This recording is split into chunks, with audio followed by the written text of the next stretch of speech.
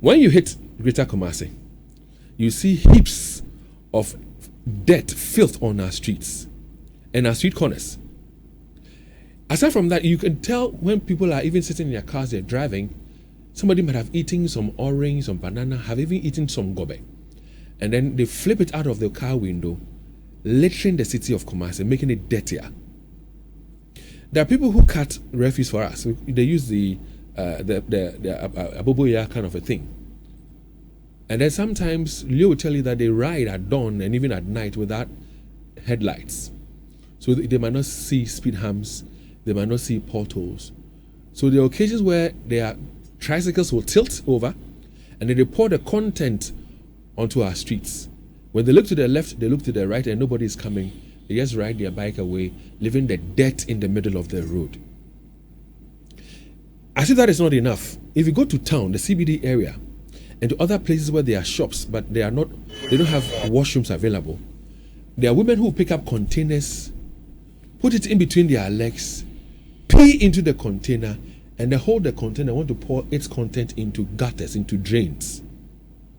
So imagine that on a daily basis, we have about 500 and more women pouring urine into gutters, into drains. Why won't Kumasi smell? Kumasi bong, and Kumasi is really dirty. So those in authority, are they aware? And if so, what are the plans they have to fix the problem?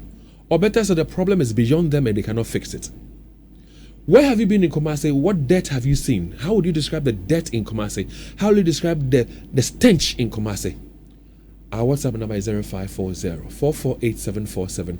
Share your thoughts, your views, and your experiences with us as to how dirty Kumasi is, how smelly Kumasi is, and if you have any ideas as to how we can fix the problem, as to how we can rid Kumasi of the filth and the stench, share them all with us. Listen, we are in this together. Because if we allow this to go on, what is going to happen is that more of us are going to get cholera. If we allow this to go on, more of us are going to get typhoid fever. If we allow this to go on, more of us are going to have malaria. So let's talk about Kumasi and its dirt. Let's talk about Kumasi and the stench in Kumasi. Now, to help us with this conversation in the studios of Love 97.5, I have Mr. Prosper Kotoka. Now, Mr. Prosper Kotoka is the head of the Waste Management Department at KMA. He's right here with us in the studios of Love 99.5. Mr. Kotoka, good morning. Good morning, and good morning to your listeners. And of course to our viewers as well, because we are live on Facebook on Love in the Morning. And please make time with us today on Facebook. Because some of the things you might hear this morning, you might think that we're exaggerating it. So we've got videos for you on Facebook. See them for yourself. How dirty Kumasi is. We've got videos on Facebook. And if you don't mind and you have some to share, why don't you use our WhatsApp number 0540-448747 as we talk about this issue. So again, join us on Facebook on Love in the Morning, like our page, share, and drop comments as well. So Mr. Kotoka, Kumasi, especially the CBD area, I don't know whether you would agree with me, but the place is dirty and the place smells. Are you aware? Thank you, Dave. Yes, we are aware of the situation, but if you say it like that and leave it at that, it will not be fair to us. I'm saying what I'm seeing. Yes. I'm saying what I'm smelling. If you get to Kumasi 7 p.m. every day, it's very easy and simple. The conclusion you have come to will be very right. The situation is like this. People generate waste and dump in the drains on the streets of the CBD. I'm yet to understand why. There are shops in the CBD. We have hawkers in there. We also have some residents within the CBD. You can compare that to what you have in Patasi and what you have in Ahunjo. There are shops all along those principal streets.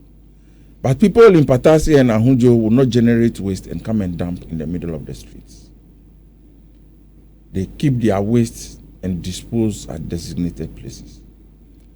But within the CBD, because people believe that we would come and collect it, they will dump on the streets and in the drains. You say you don't understand why.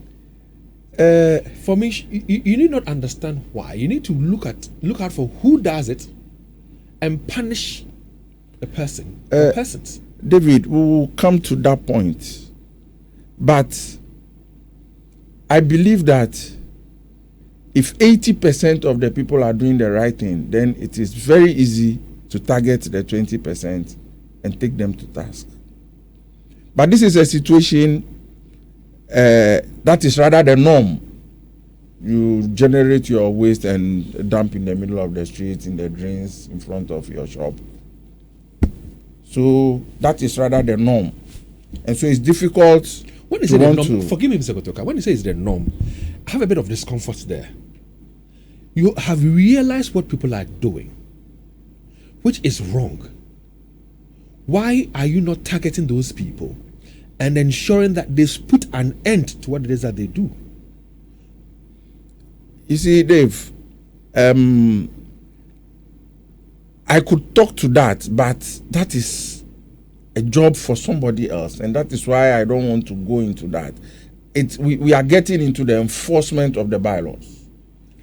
And as far as the bylaws are concerned, if we want to enforce the bylaws, like I said, if 100% of the people are doing the wrong thing, it means that we are going to prosecute everybody. So what you're saying is this is not your job? Exactly. Enforcing the law is not my job. Whose job is it? Is it for the Environmental Health Directorate? Yes, there's an Environmental Health Directorate. So their job is for the enforcement. The enforcement of the bylaws. We'll try and reach Mr. Opoku, who is the man, in charge of that aspect of things. Right. But KMA you hold meetings and you have discussions as to how you would go about things. And I'm sure that you're part of those meetings when they are held. So you should be able to give us some idea as to why we are where we are, why we're not able to enforce these bylaws. All right. I don't want to talk about that, but I would give you just a gist of it. You see, the CBD is highly congested. And so if you are walking through the CBD and there are about 50 people in front of you, and somebody drops a bag full of waste, you can't see it, let alone trying to identify the person to prosecute. It's a difficult one. The congestion is a serious issue for discussion another day, but that is our main problem. It is this same congestion that is also generating the huge quantities of waste. And then the mode by which they discharge the waste onto the streets and in the drains. You didn't allow me to finish what I was talking about. You see, we have 3 modes of collection of waste within the CBD alone. All right, so before you talk about the 3 modes of collection of waste, let's also try to understand how much waste are generated in Greater Kumasi on a daily basis. If you have that statistic. Greater Kumasi. How many waste are generated, in the CBD on a daily basis? Right. And then how much you're able to collect out of the generated waste? Okay. The Greater Kumasi generates about 2,000 tons of waste every day. 2,000 tons of waste. 2,000 tons of waste. Let me paint the picture very well. The huge refuse trucks, we call the compactor trucks, has a maximum 10-12 tons. So 10 of those trucks will be 100, and 100 of those trucks will be 1,000 tons. So we are talking about 200 loads of that huge truck. That is the kind of quantity we're talking about every day. And what waste are we talking about? Organic waste or what kind of waste? All municipal waste. Okay. Yeah. And the CBD, we are talking about 200 tons of waste. That is about 20 truckloads of waste within the CBD. On a daily basis. On a daily basis. That is why when you say that there are heaps in Kumasi, Kumasi is dirty, you need to quickly add the quantities and what is moved out. Now, 200 trucks of waste per day, if that is left within the CBD for even 2 days, Dave, I bet you we cannot stay in Kumasi.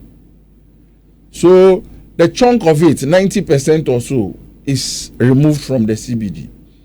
But I agree that anybody who does a thorough inspection would conclude that the city is dirty. I agree with that. And let me explain. We have 3 modes of collection. You go at 8 p.m. to do night collection, night sweeping and collection. And what brought this on board is that the city was congested. We cannot sweep during the day. And so we wait when people finish their businesses, then we come in to clean the CBD. Now, as you complete the cleaning around midnight, 1 a.m., 2 a.m., you drive through town and you like what you see. So let me ask you, because before you can indulge me, by the time you're done with the cleaning around midnight, are you saying that you have cleaned every filth generated, the 200 tons you're talking about, by 12 midnight when it's over and when you're done with your work? Are you saying that you would have collected all 200 tons of waste generated during the day? I cannot say all, but 90%. Okay, you go on. Yeah. So by midnight, you drive through the CBD and you like what you see. But if you collect 90%, forgive me, if you collect 90% and you leave, let's say, 10%, and it's on a daily basis, the 10% can accumulate to become huge sums of garbage. You see, the 200 I mentioned is an average figure. There are days where you collect in excess of that. And there are days that it's not like we intentionally leave refuse at a particular place. The job is such that it is finish and go. There's no time. So everybody, all the sweepers have designated areas. So you finish, the supervisor inspects, marks you present, and then you can go. It's not like you come and do what you can and leave the rest. That is not it. I asked that question again, Mr. Kotoka, and I'd like to go through your 3 processes shortly. But there are occasions where the KDHR ran about, where His Royal Majesty's statue is. You can see on 3 continuous days, there's refuse there, and it's there for 3 days, 4 days running. And I ask myself, if what you're saying is anything to go by, that you clean them on a daily basis, and you do out of the 100%, you do about 90% cleaning. Why is it that we see these filth there sitting there for 3 days running? Dave, it's not 3 days. It's a daily matter. No, but there are some things you spot in there, and for 2-3 days, that same item is there. You see, for 3 days, I would challenge it. But what is happening? I'm speaking based on videos that I've seen. I'm speaking based on rounds that I've taken and back on myself. David, I would challenge that because on daily basis, I know that all these are cleared. And I also know that on daily basis, people bring waste, and strangely, unfortunately, it is near the statue that they think that it is safe to dump the waste. And you have not done any monitoring to identify who does the dumping. And you don't tell me it's not your job, I beg you, because we are in this together. We're in this together. So even if it's not your job, have you spoken to the person whose job it is, the environmental health person? You said this is what is happening. Do some monitoring, do some enforcement. Dave, we've done a lot of that. As we speak, there is a plan they want to roll out to see how to step up the enforcement. And it's not like we have not identified the source of the waste that comes around Dr. Mensah, Otunfo runabout. That is a general problem for us. Dr. Mensah. Yes, Dr. Mensah. We are aware of that. But then you are cautioning me, I shouldn't tell you it's not my job. But how can I come and sit here and be talking about some other person's job? But if you are doing the waste collection and the people are not abiding by the bylaws and they are dumping waste at unauthorized places, why don't you push your colleague? Why don't you ensure that your colleague does the enforcement? So at least we have a win-win situation. You keep collecting, they keep dumping at unauthorized places, making your job more difficult. Somebody whose job it is to enforce is not doing the enforcement. You see, the person will be in a better position to tell you why certain things are you disturbed at the fact that he's not doing his job? I don't want to say he's not doing his job, but I would say that the job is not being executed to my satisfaction. The job that you guys are doing, the environmental health man, yourself as waste management, director, is it beyond you? Not at all. Are you in control of the job you're doing? No. Let me explain. There are factors that would help me get on top of the job. So what are those factors? Those factors, one is the congestion in the city. The other one is the enforcement of the bylaws. So which means you're not satisfied with the work being done by the environmental health boss? I have said that, but I have not said that he's not doing his job. Well, listeners, we still would like to hear from you. Our WhatsApp number is 0540-448-747. That's our WhatsApp number. Again, it's 0540-448-747. We'll be activating the phone line shortly. We are live on Facebook on Love in the Morning. We've got videos for you, pictures for you, as to how Kumasi looks like, especially the CBD area. All right. So you're telling us about the three modes of collection. So the first one is the night collection I talked about. As you finish around midnight, 1 a.m., 2 a.m., the city is generally clean, very clean. In terms of percentages, what would you say? What percentage? 90. Okay. Then as you close, there are people in town preparing food, these food vendors, these junkies who are carrying waste from households into the CBD. And so by 5 a.m., if you get back to town, you will feel very sad. So we have another team that gets onto the ground at 5 a.m. to do a mop-up. And this team also runs through the CBD until 7, 8 a.m., by which time the traffic has built up and there's nothing they can do. So we have to just call it off. There is a third mode where we have placed 1 cubic containers at various points. You're talking about bins? The bins. Okay. 1 cubic bins. This all over the place. For people to just, when you do your waste, don't dump on the street, don't dump in the drain. Just go and put it in the bin. Nobody charges you for anything. And I remember the plan was to make sure that every 500 meters. Exactly so. You have and you have that out there in the CBD. It's there. And every 500 meters you have bins there.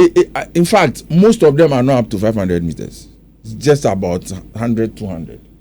But David, surprisingly, hawkers have blocked the bins, and so when you are walking and you are looking for a bin, you would struggle to identify the bin. When you say the hawkers have blocked the bin, what do you mean by that? They are selling. They've exhibited their goods in front of the bins. Sometimes around it. So you have difficulty identifying the bin. So unless, of course, we those who know where the bins are. So if that's a challenge, then you can't blame somebody who has generated some debt, is looking for a bin to dump it in, can't find it, doesn't want to keep it in his bag, which of course should have been the ideal. So the person will drop it in the drain. David, the law does not say that we have to provide bins. When you generate the waste, make sure you find a bin and dump in. So it is your responsibility to look for the bin. And again, because we're not enforcing the bylaws, they have a field day to do what they want to do. Right, you can put it that way. So you have given us the 3 modes. Right, I've given the 3 modes. Now, the third one, the idea was to try separation so that we can get organics separate from the inorganics. So for every location, you find 2 bins, 1 brown for the organics and the rest in a blue bin. We engage people to stay by the bins so that they will guide the service beneficiaries as they bring their waste. Well, we just had to recall all those people because we were just exposing them to abuses, etc., etc. People were not ready to separate the waste, and we were just wasting money. And so we just had to forget that, and then the people just dump. And just dump, David, is a problem. Okay. The people who are in the CBDs, the people who unfortunately are even permitted, though it's not the appropriate way, to sell on our pavements and all that, they generate waste, don't they? Sure. Per the bylaws, who is supposed to be responsible for the waste they generate? Isn't per the bylaws, it is their responsibility to be responsible for the... Every individual who generates waste is your responsibility. So why is it that they generate the waste, they dump it anyhow, and again, we allow it to go on, we don't sanction them because they sell there every day? Yeah, exactly what somebody told me on air, that after I explained the situation, they told me that I was causing financial loss to KMA, and they were going to take me on. I agree with you. it's their responsibility to manage their waste. And then we are taking taxes from people living in Ahunjo, Atasmansu, wherever, and using their taxes to clean up waste in the CBD. So we are wasting those people's funds. But before God and man, if we leave that waste in the CBD for 2 days, 3 days, and an epidemic breaks out, we will all be found wanting, because these things have no boundaries. So, Mr. Kotoka, earlier I asked a question whether the job on hand is beyond you. And I answered it. And he said no. Not at all. And then I asked you whether you are in control of it. And you said no, you are not in. I said not really.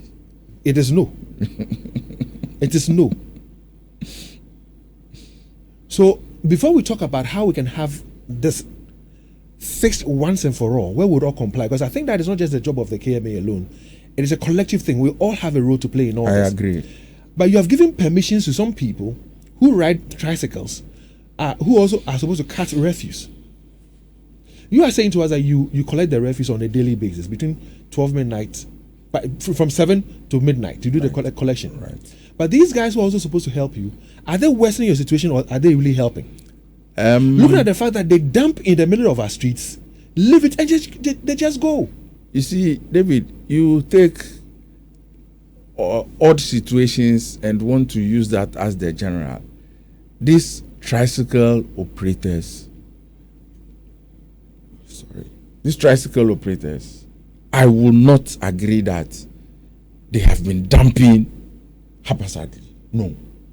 You don't see once a while. From observation. I'm not going to say it's 100%, but it's not once a while. David, it's once a while. It is not once a while. Let me tell you. Let me give you the statistics. There are more than 300 tricycles operating within Kumasi.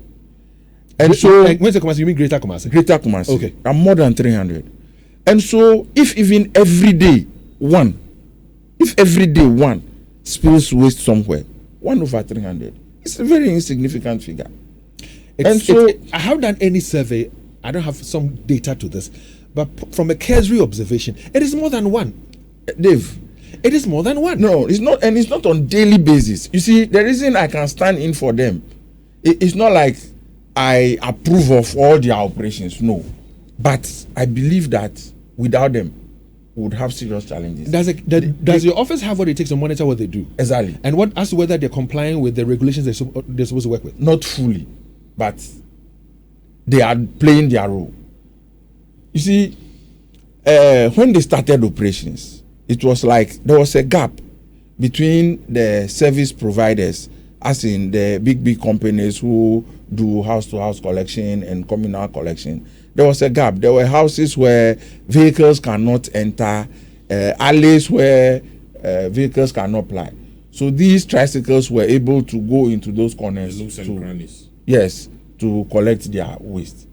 And so we allowed them to go into the system. The rest of them realized that, it's a business opportunity, and they started. They continued. Now, the big contractors complained that they were taking over their jobs. And so we had to stop them. But we thought that, no, you have left a gap in the waste collection system. And so they are filling in that gap.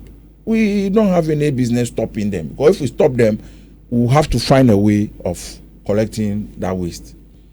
So they have been in operation since then. But we realized that some of them could pick waste in the morning, and in the afternoon, next moment you find him carrying bread. And we decided that no, this is dangerous. Isn't that why you give them the color of tricycle? That's why we gave them the color and give them some number tags. Yeah. So in fact, I agree we need to review that, because some of those tricycles have broken down, others have joined the scheme without the colors and the number. So I agree that we have to review that. But then, you see, with those tags, they know that immediately somebody, just a click, you can be identified. So most of them will do the right thing. Okay. And they also have an association. So when we identify, we don't need to even identify the person. Once a report comes that there is some waste somewhere and you call the association chairman, he will quickly organize and they will clean it up. Because there are if that is so, why are they driving around with no reflectors, no lights, no nothing? I can say 99% of them, because I've never seen one cat carrying refuse with any form of, identity on it ever. I always complain about it every morning when I come here. I have taken note of that, but there again, you are pushing me into other sectors. The tricycle that does not have a headlight, I don't think that is my job. The MTTD. Yes. But you have given them a license to operate, and if they are not conforming, yes, the police will do its job, but the police cannot be everywhere. So if for whatever reason you realize that they are having some challenges, you should be able to educate them, inform them, and help them do the right thing, whilst the police also does, theirs. That's why I started by saying I've taken note to address that. But then some of the... Mr. Kotoka, tell me, what challenges do you have doing your job as waste management head? In terms of resources, whether human resources, financial resources, tracks that what challenges do you have? What is your biggest challenge? David, if you want me to talk about resources to do my job, I think that you are not being fair to me. I'm a local government staff, and you put me on air and ask me to tell you the resources I need to do my job. But you need tools to work with. Yeah, exactly so. If the tools are adequate, then we can say, okay, once you have been given, too much is given, much is expected. Yes. So if you don't have much, then our expectations of your job and its success will be minimized. All I can say is that I don't have all what I need to deliver. From the way you began and from what you're saying right now, it tells me that, Charlie, you don't want to tell us the truth as to whether you're well resourced or not. From you see the tools. You see, I agreed to be here because of you. By our rules, you need permission from the top. And it is because of such questions. So you put me on air and ask me who has not given you resources to deliver, and then you expect me to continue. No, David, I won't. My listeners have made their own inference. But let me ask you another question. The shops, you did some kind of comparison. Shops at Ahunjo, Patasi, and they will not litter, they will not do the things that the people in the CBD are doing. Would you say that when you go to the CBD, they have places of convenience such that they can easily walk to a washroom and say, I'm using this toilet facility? I'm asking this because, listen, some of the women, unfortunately, will wee into containers, and then they come and pour into the drain or the gutter.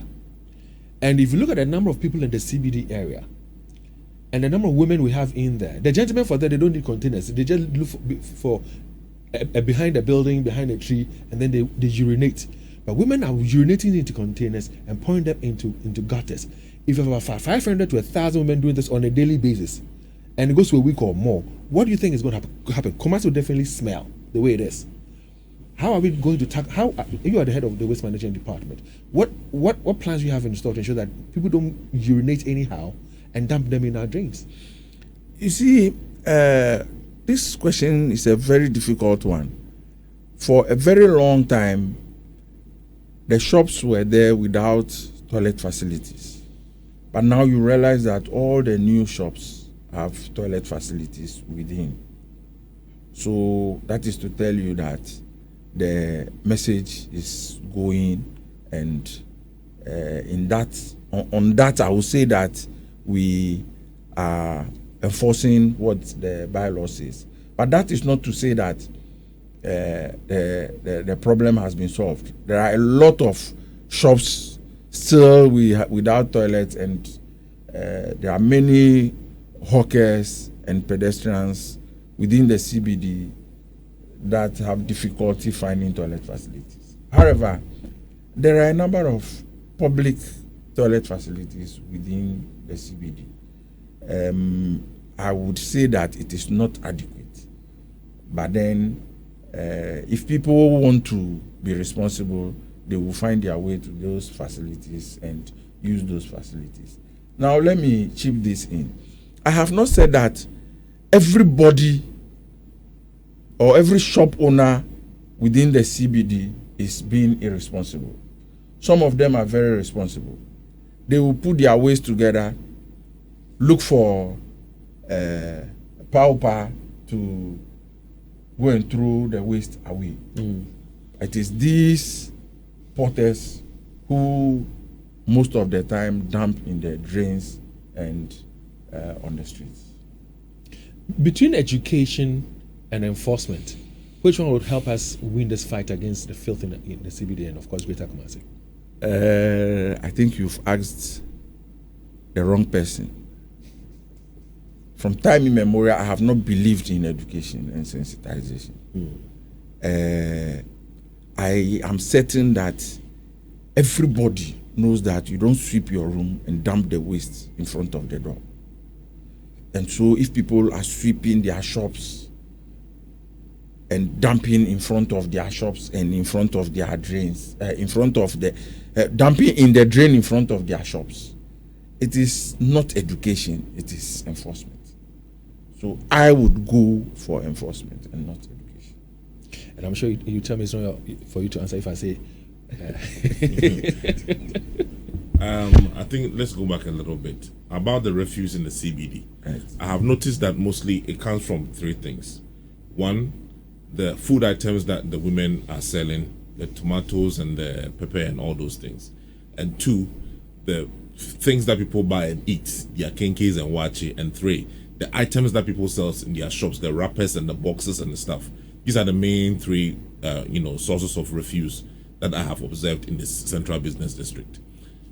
The last time I made a suggestion on this show that why don't we enforce a law that every shop and every hawker or whatever, if you are selling by the street, you have to get your own container by your side. Fatum. Whatever. Put it there. After that, you dispose it off. So when we come there and then you do not have one beside you or in front of your shop, then maybe we can charge you. Don't you think if we can put such measures in place instead of relying on it's in the bylaws, so that everybody should have one? It's in the bylaws that the filth that you generate, you are responsible for it. So I'm saying. So if I understand where you're coming from in terms of the bin and all that, but the question is, if indeed that person has at the back of his mind or her mind that he or she is responsible for the filth he or she has generated, then that person will do what the person you're saying. I'm saying. But in the situation where there's no enforcement, I find a way. Yeah, my problem is if we leave it to them that also then they are not going to do it. But if there's an inspector who comes there every day, the enforcement. And not the enforcement, you know. I don't say again the Juma. But you see where Leo, will I say part ways with what you suggested is that orderliness have been thrown to the wind, and so you will not find traders in line organized so you can put a bin by their side to control whatever waste is being generated. If we are able to do if you are able to go over the congestion issue, then you can identify various businesses, and then we can go into the direction. And this bit, are you talking about the generality in the CBD? Because if we go to the Kejita market, for example, it is well organized, and they pay so much money. Listen, they pay about 40,000 every month. When you go to KJT alone, the traders there, about 10,000 of them, they pay about 40,000 for cleaning, for fumigation, for waste collection. 40,000. And yet you go to KJT, and we're showing you some of the pictures. I shared them with Ima is managed on social media. I shared some of the pictures with Ima this morning. Ima showed them on Facebook, on Live in the Morning. We are collecting so much from the people, we were not doing so much. And that's a concern I have. You see, if you go into because we have the Kanuf, then we have the innovation. They are the two key companies that are managing waste in the Kedita market area. And if you're taking so much, I'm wondering why the KHR area is still so dirty. And listen, that's on our Facebook page right now. Join us on Love in the Morning. Check out this. And Ghana is sick, seriously. And in some of the places in town, there's so much filth. Yet you see a food vendor selling food, from wache to plain rice to all manner of food. Children are buying from these people. Why wouldn't we be battling typhoid fever? Why wouldn't we be battling, you can watch it from here, cry. Why wouldn't we be battling typhoid fever, malaria, cholera, and all those things? You see, David, this is KJTR. Within the KJTR enclave. Yeah. It is under a different. I agree, I understand. Right. That's why I mentioned the name of the kind of an innovation and all that. Good. So if you want, you see, sometimes you bring us to explain the problem. It's not a problem we want to be explaining. We need to solve the problem. Exactly the point. We need to solve the problem. And that is why when you say to me that it's enforcement and we're not enforcing it, it beats my mind. Listeners, you can join us now on 03220 83596, 03220 83597, and 03220 83598. How dirty is Kumasi? The stench in Kumasi, are you able to stand it? And in your own thoughts and estimation, what will it take for us to be able to fix the problem? Let's look for solutions together. So call us on 03220 83596, 03220 83597, and 03220 83598. If you are in the CBD yourself, what do you think the problem is? If you have an office in the Doom, what do you think the problem is? How do we fix the problem? Listen, we're in this together. Because the air pollution, pollution, when do we get Kofi Bedu, good morning. Hi, good morning. Dave, please indulge me, because I've heard you talking about the revocation and termination of the last minute appointment. Kofi Bedu, we can have this conversation another time. Our time is very limited. Let's focus on the sanitation issue, please. Unless you tell me that you not grant my indulgence. So if you don't want to indulge it, that's why, because you see, some of them even got their appointment on the 50th. Kofi, good morning. Yeah, good morning, Leo. How you doing, boss? Yeah, I'm fine. And how are you? We also fine in the studio. Let's hear you say. I see how you for. And come home here and quiet there. And what's the second? You see, Leo, people have been put in positions by default and not by their expertise and their competence. It is very sad to hear that if 80% of the people of Kumasi are going to do the right thing, we can manage the 20%. How? How can a person in a position say this to the general public? If 80% of Ghanaians would do the right thing, we wouldn't have, written the constitution, and there will be no need for making any laws. Because this cannot happen, that is why we have laws. And so if somebody in a position says this, it means that he has thrown his hands in despair. He doesn't know what to do. He has no experience. He has no competence. He has no anything. Look. Erasmus, good morning. Yeah, good morning, Leo. How you doing? Leo, I'm doing very well, but I'm sad. Yeah, we are all sad in the studio. Because of the discussion that is going on. Somebody who has been put in place to check this, to sit in the studio and talk this way. It's unfortunate. But then, let me put in my submission. You see, I keep on saying one thing, and I know people will take me on when I am done with what I'm going to say. Ghanaians in particular, we don't need somebody who is soft. We don't need somebody who will come and say, oh, go and do your work. We need somebody who will use the stick and hit us. Bam, go and do it. When, during the time of Nana Kwesi Adjumai, can you have some of these things here? You dare. You dare not. But it's like in Kumasi here, we put people there and they come and it's like they pamper people to do the wrong thing.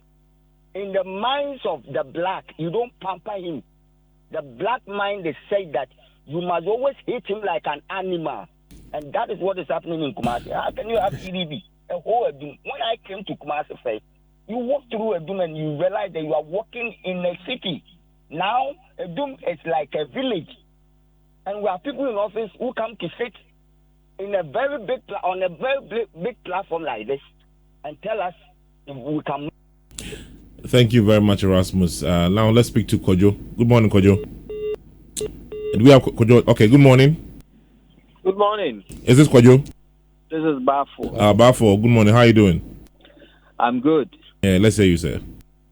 Well, I disagree with the man when he says enforcement is not part of his job. I totally disagree with him. Other than that, what is his job? If we have the CBD so filthy from Dr. Mensah, look at the filthy conditions that people are selling vegetables.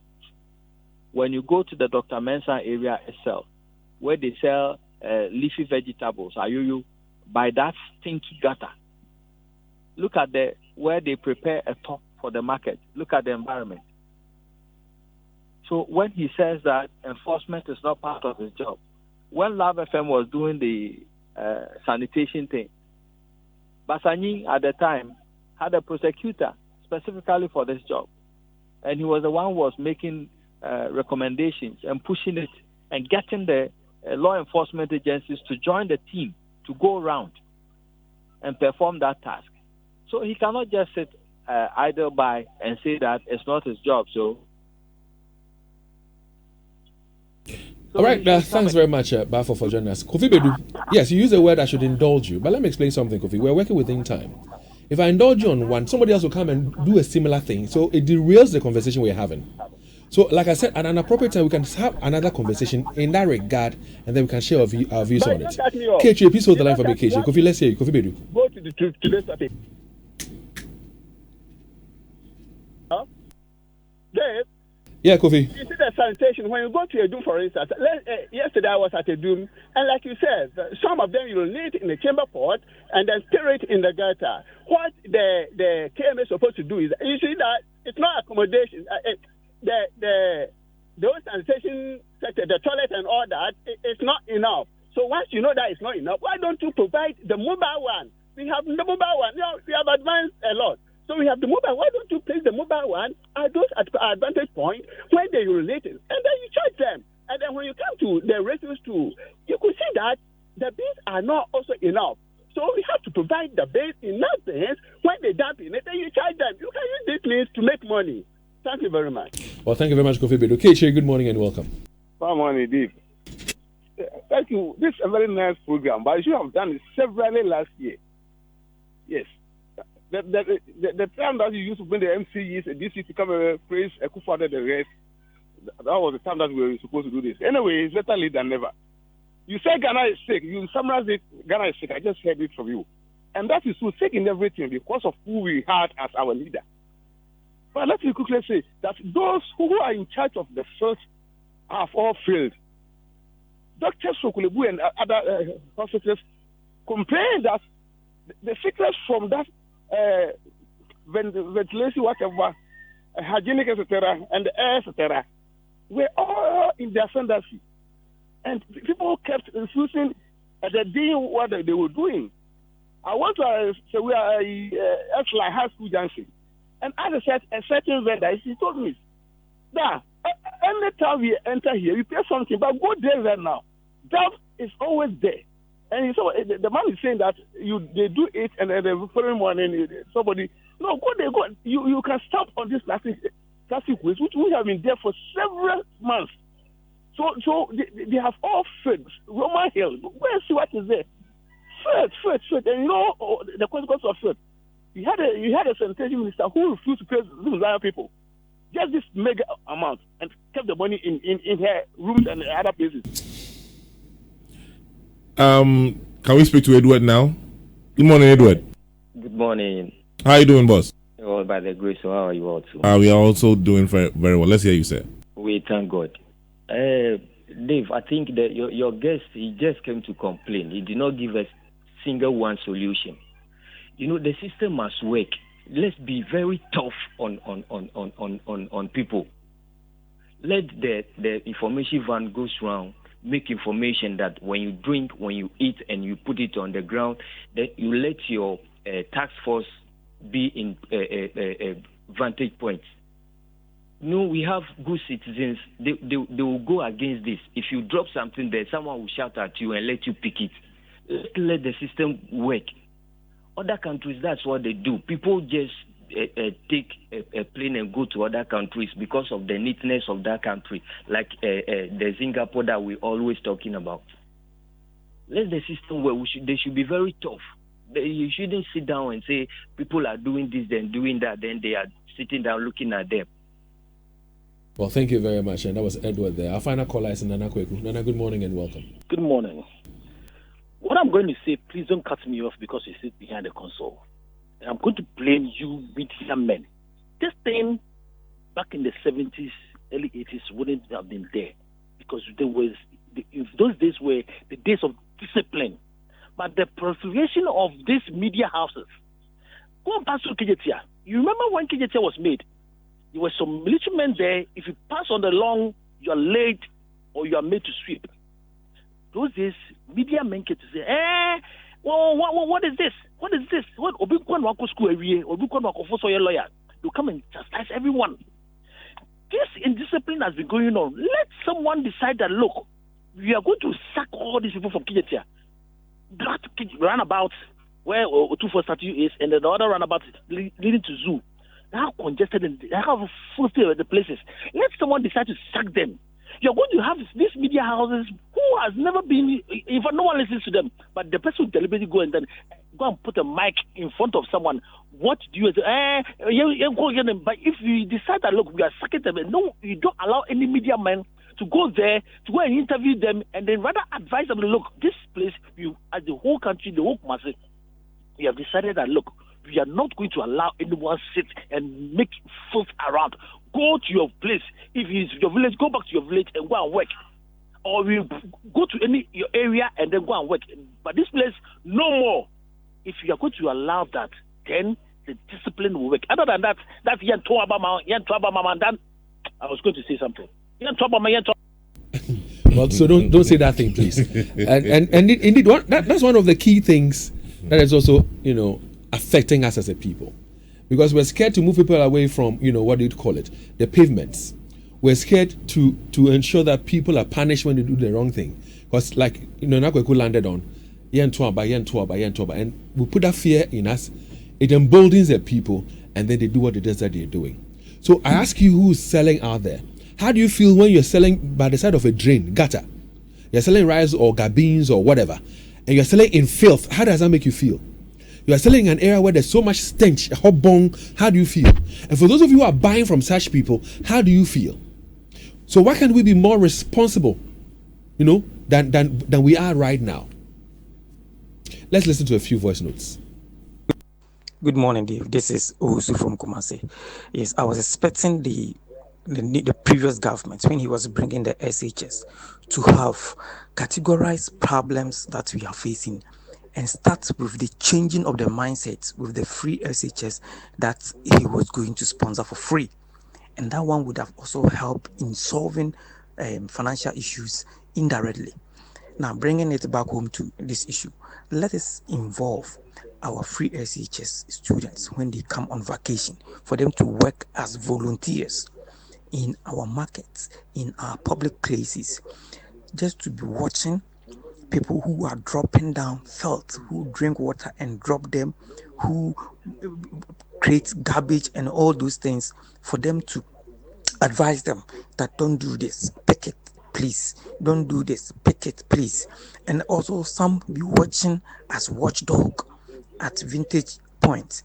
Then there are closer police posts to them, so that they can report when people want to attack them. For example, if a student tells you that, okay, you dropped rubbish on the floor, don't do it again, please pick it. And maybe the person is arguing with the students. We make national announcement that this is what the students will be doing when they come on vacation, as a form of creating awareness and changing the mindset of future Ghanaians, because we can't change, you can't teach an old dog new tricks, but we want a new mindset, a new Ghanaian environment, and we must start from our young people. So as the government is spending on them, these are some of the things that they can do to also help. Then some will be doing cleaning of choke gutters and those things. They wouldn't be doing it permanently. Yeah, good morning, Dave. David, you see, everything from the leadership. The Ashanti region has majority MPs in parliament. Look at their behavior. Just look at their behavior. Even of them so wanted support, how many of them contributed? It's like Accra is the city. They go there, they stay there throughout their lives. They only come when they need our vote. Ask the MPs, what have they really come together to say that this is the central business district? Let us see the best way to what? To clean it, to make it better. Nothing. Politics, dirty and stupid politics, excuse my language. All these MCs, they are from the region. They've built houses in Accra. They go back to Accra every month or every week to live their lives there. You see, Ashanti region will always be taken for granted, and it's always going to be like this if we don't wise up. How can a whole central business district be so dirty? Look at even the central business district. What about the other districts? It is sad. I'm worried for this country, especially if always we think that NPP is the only party that we can vote for. It's stupid. I know sometimes we are very emotional about some of these things, but I would always say this: let's not attack personalities.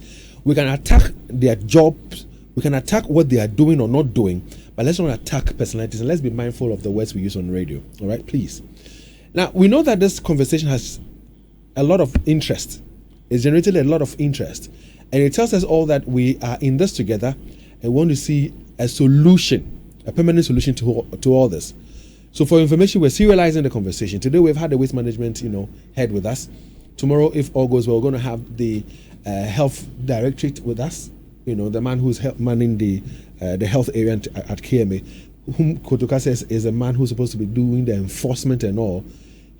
Tomorrow, God willing, he will join us. Mr. Opoku will join us tomorrow, and then we'll talk. If we call him and he says he's not going to talk, we'll come and tell you he says he won't talk. But we'll have our own conversation as to what the challenges are and what ought to be done. All right. But I'm hoping that he will not turn us down and that he will talk. There's this video and pictures that we have. I think we showed those things to you 2 years ago. It's still here where they brew the ice kinky. And the conditions under which they brewed the ice kinky is indeed an eyesore. Now, the information we're having right now is that the regional minister, Dr. Makuhene, has this morning ordered a team to the ice kinky factory to inspect and take action. So we will bring him to the studios too as well. I mean, we're working around the clock to ensure that Kumasi So for those of you who are still worried about the street lights and the traffic lights, don't worry, we have not forgotten about it. You remember when we were talking about the 100 days in office and what we expect from the new regional minister, we talked about sanitation as one of the things.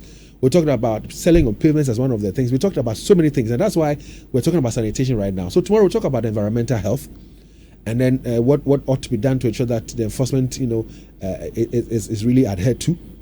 We'll also talk to doctors. We'll talk about the cholera. We'll talk about the typhoid. We'll talk about the malarias, and we'll do all that in the coming days. All right. So please stay with us. But I'm told that we have some more voice notes. Okay. Yeah. So there's a message. He says, David. He said, but David, why should we have open gutters in our CBDs across the country in the 21st century in the first place? These open gutters serves as dumping sites for these indisciplined people, thinking it will flow away with the rains. I just can't understand why city engineers encourage these constructions. It doesn't make sense. Indeed, it doesn't make sense, does it? And so, Mr. Kotoka, what will be your final words? I would want to use this opportunity to appeal to the general public. Waste management is a shared responsibility. We are doing our part. we expect that everybody that generates waste within Kumasi would also manage his or her waste properly and dump at the appropriate place. If waste does not scatter on the ground before collection, it makes the work easier and we can keep our environments cleaner. Thank you very much. But you know that we're near the rainy season, and as has been happening in times past, people, when they see that the clouds are forming, we quickly start dumping the old refrigerators and furniture and all those communities into big drains, and then they end up downstream. What are the plans for all this? We have plans to desilt the secondary and primary drains, but it doesn't mean that people can continue to dump anytime they'll continue. they see the clouds. Until you're able to punish them, they will continue. It is, for now, it is an appeal I can make to the general public. The appeal will not work. They will do it because they know say so they will do it. All right, but I have always been cautioning anytime I get the opportunity.